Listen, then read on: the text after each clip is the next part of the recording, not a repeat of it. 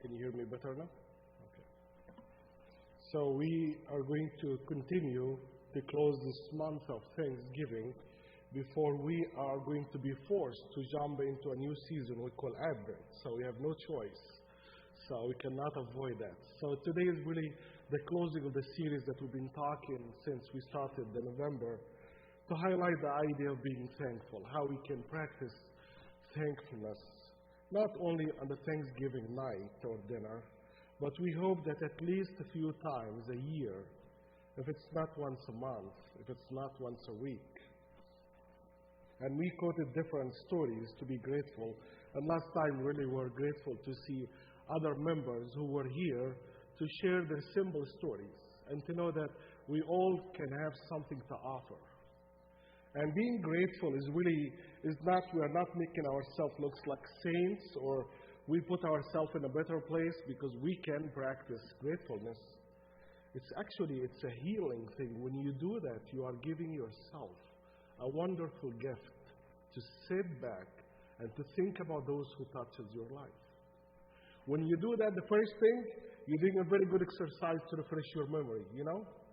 As we get older, we like to do more of these things. It's good to keep our memory in touch with things and really to be engaged with other things from a long time.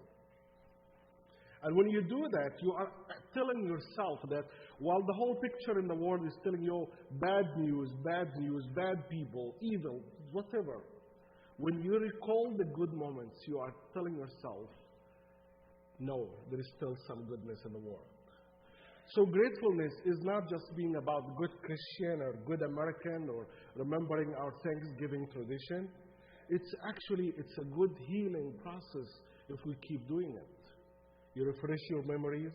You get in touch with your old days.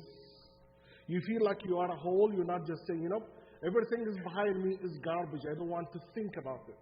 But no, you can dig into your heritage and your past and find there is something you can learn from that. Not everything that you do not like in your life is a garbage. You can go and revisit things from the past. When you are in a good spirit and you find out, you learn something even from the awful moments that you went through in your life.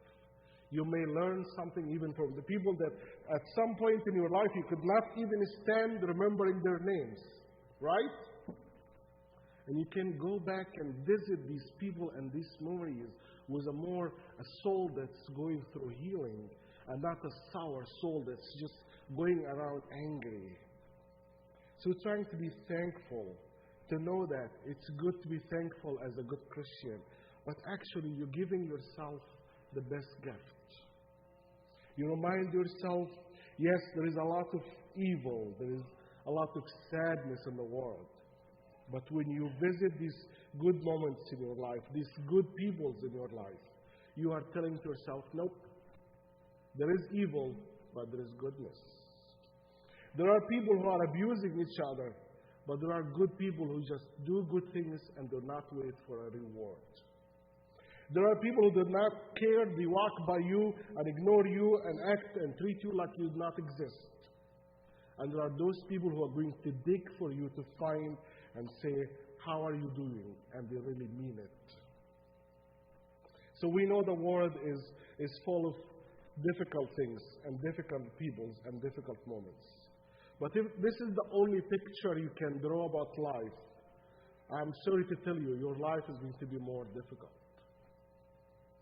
But if you can find another way to say, this is part of the reality that we cannot ignore, but there is also another reality that I like to create by my faith, know that there is goodness. So gratefulness is a wonderful thing to remind ourselves that one day we were thrown down and nobody cares, and somehow we are here today and we survived many tough moments in our lives. The problem with us as humans, we do not like to remember these moments. We like to block them.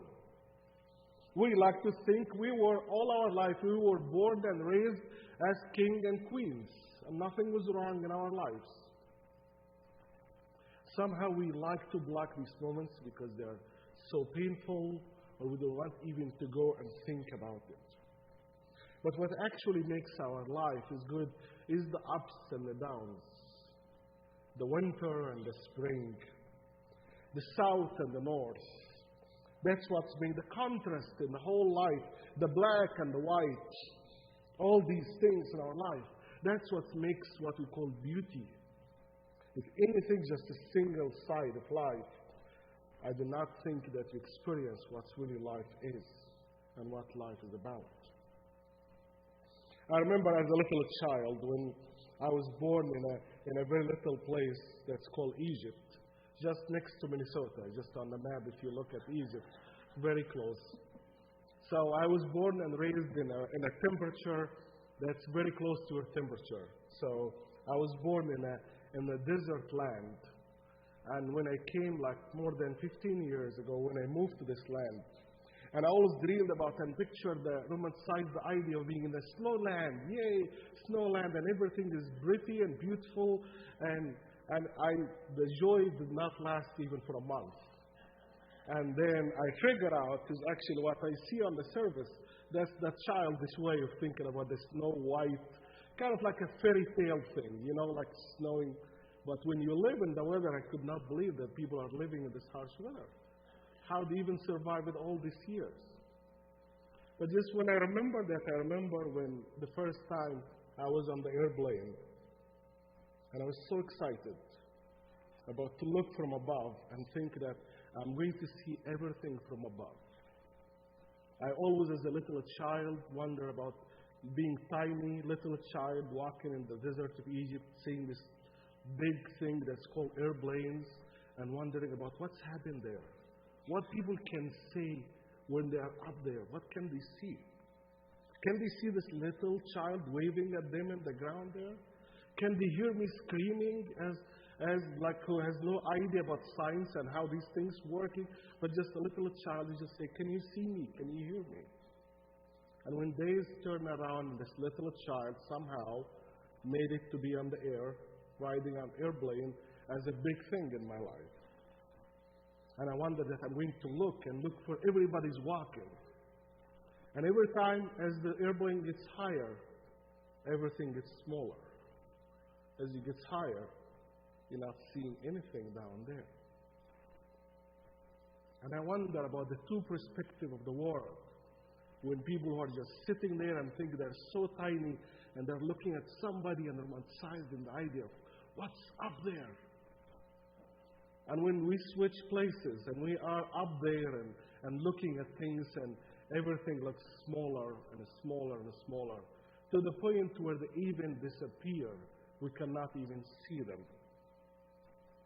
And I wonder about the story that we just heard about today. About these 2 people, 10 people were touched by God's love. And in the moment of the joy of getting something out of expectation, the question that you cannot ignore is like, how can you not be grateful? How you cannot go around dancing and making crazy move about that you are healed. You're going to go back to life. And to know that how much this is unbelievable thing, you have to understand this kind of sickness is just not a normal healing. This is a kind of ugly disease that's always associated with sin. It's not enough that you are sick physically. You are actually isolated outside of the whole city because your disease is so contagious. And your disease is a sign of that you are a big sinner in your life. What an awful image when you combine physical sickness with a spiritual sickness. When you combine your own problems as it's enough that you're not feeling well physically, but people every time remind you because you are outside the city who you are. You are ugly, you are dirty, you do not belong to the city. That's why you are outside the city. So when you talk about this kind of symbol about, this is not just a normal healing. Somebody with a heart disease or just something Like this is a sickness that's combined with full rejection on all levels. So I cannot imagine how these people felt to be healed, because it was not just the healing that they got rid of this ugly disease of their body. They're going to get guaranteed a green card to come back and live like normal other citizens of the society. This is the kind of healing that will say, open the gate. These people are clean and they can come back and be part of the community. I'm trying to draw an image for you to understand how magnificent this idea of healing. It's not like other normal healing or healing of other diseases. And let's make the question even more difficult. How dare you? You got this kind of the greatest reward on earth and only one come out of the 10? What's wrong with you people? What's wrong with you human? That's a normal reaction. You should act crazy. You should act like dancing all over. You cannot even comprehend the idea of what happened to you. To make things even more difficult, that the one that came and talked to Jesus Christ was a Samaritan. And the Samaritan and the Jews were really the dogs and the cats that they were fighting all over. And I always wonder about what this idea, who are the Samaritans? And are they were Arabs? Were they like whatever neighbors? Kind of like there are normal tradition about where people are fighting. For many peoples in the Middle East, unfortunately, until today with different titles, they still fight and kill each other. But even when you go back thousands of years, but like what's between these Samaritan and the Jews? And when you dig into the history, they both are Jews. You'll be surprised to know that they are out of Jacob. The word Israel, the word Israel that's used in a modern time and an old time, was given as the name of Jacob. And who is Jacob? He's the father of all the tribes. The Samaritan, they are the one when the Jews got separated after Solomon, and they became two kingdoms. One became Samaria, and one became Judea. And actually, the biggest number were the Samaritan, not the Jews. But when you track about it, they are from the same family, from the same religion, from the same tradition. But then days by days and by days, they became the worst enemies of each other. What a story of humans being that always repeated. Say, how can you be raised under the same roof, the same family, the same parents? The same, maybe they look the same racially, they talk the same linguistically, they were fed the same food, they were learned the same religion, and somehow, days by days by days, they became the worst enemies of each other. And that's reminding me of the humans. They say, if there is anything good about history, it's not to repeat it, right? If there is anything good you can learn about history, when you go back and learn about history, we learn not to repeat the same mistakes. But if you really track the human history from what we read from the Bible or outside the Bible, from day one with Abel and Cain, go back to all of these people and find that people are from the same roots.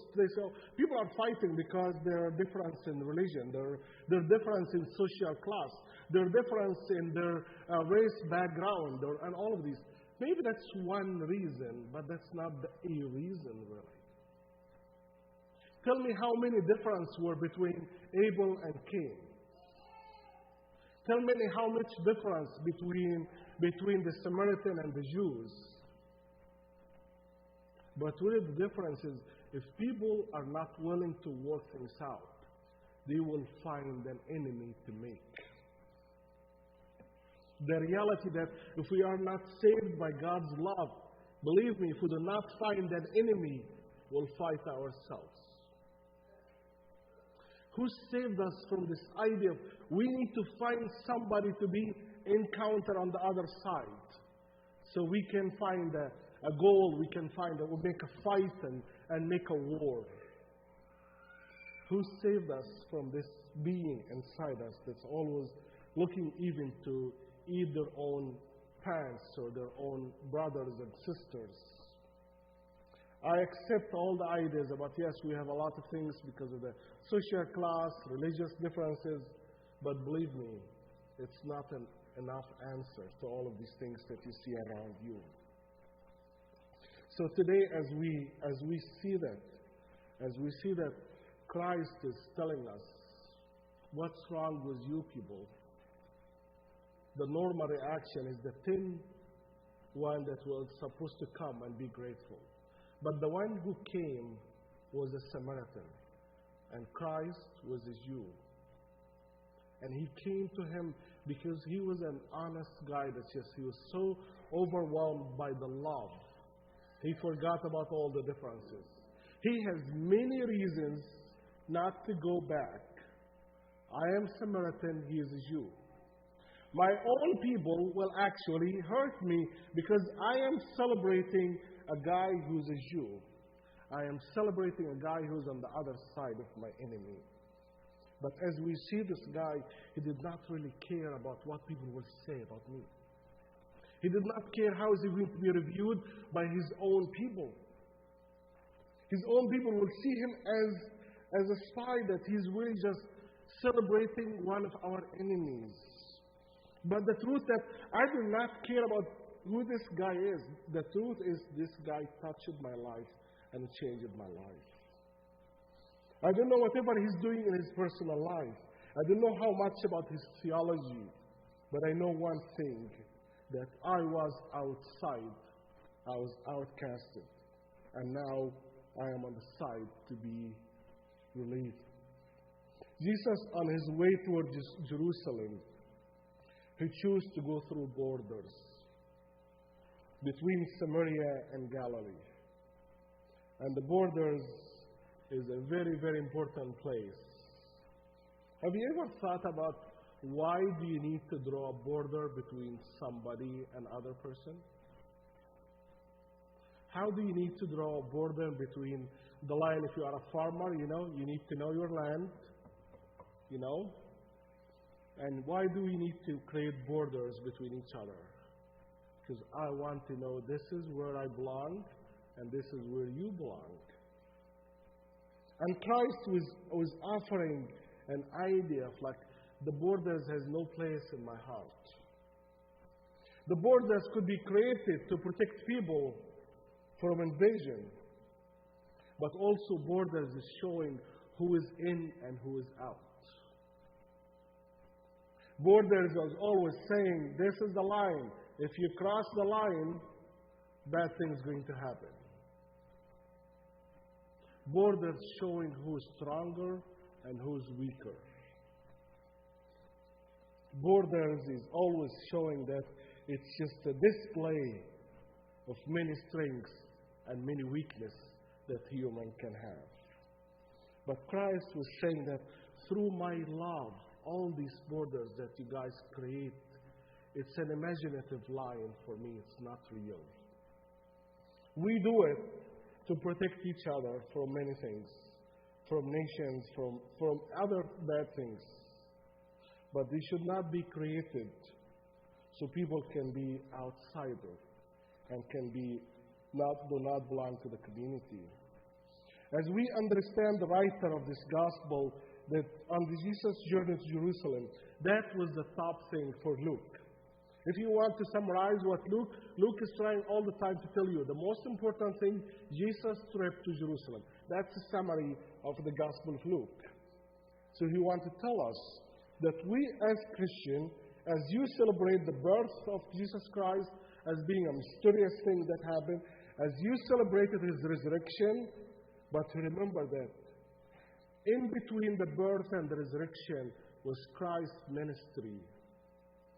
Do not forget the time in between. As you Christians celebrate, what is your biggest season? Christmas, Easter. What else? Nothing. Boring times. We have ordinary time in a church. That's what we call it in the calendar. Do we really treat the same idea about whatever happened in Christ's life between birth and resurrection as just a boring thing, just ordinary stuff? But here Luke is really focusing on everything that happened without Christ's ministry, without Christ's life in between his birth and his resurrection. You will not understand what Christ is, what Christ is about. God is in between. God in every moment. God is not only in the beginning and in the end, which is very clear. That's I'm encountering the Bible. You want to say, I'm the Alpha and the Omega.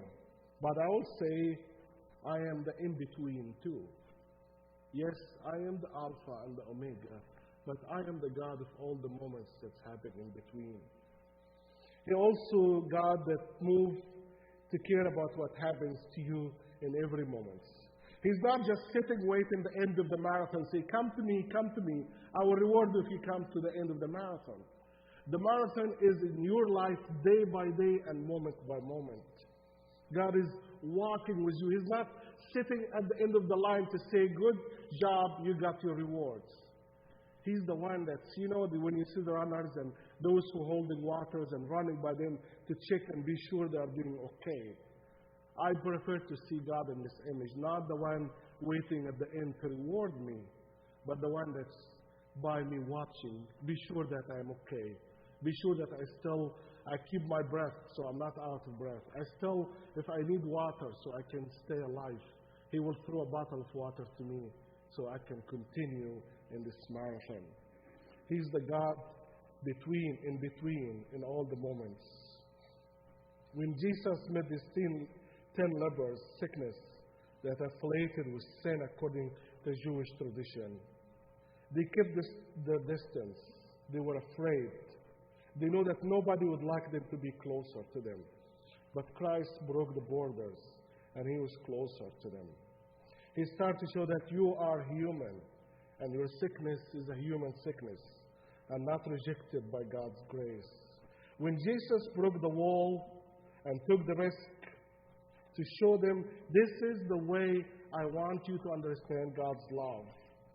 God's love that's really destroy all the borders and all the restriction between people. To say that fears always build walls and make many barriers between us day and day. But the love is trying to find a way, find bridges between us. When Jesus broke all these borders and all these lines that's made by fear from their sickness, and when He tried to do that, He was trying to say that, here, I heard your voice. I understand that you are outside the city, but you are not outside of God's love. I know that you lost hope, but here I am, another stranger on the road, to say you are strangers and I am a stranger.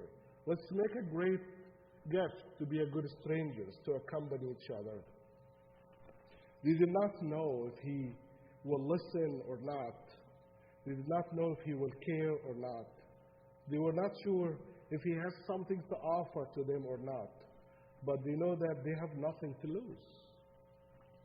If He's going to mock us, is this guy going to make fun of us for our sickness?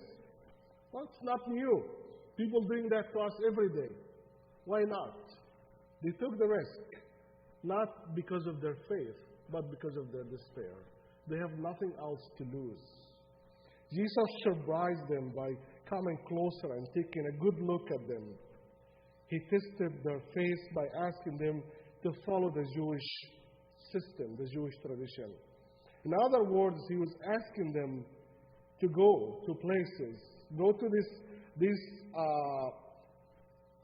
priests who kicked you out and said, you are not clean, you do not belong here. He told them, go back to them and show them that you are clean and follow the tradition. Which is a very interesting.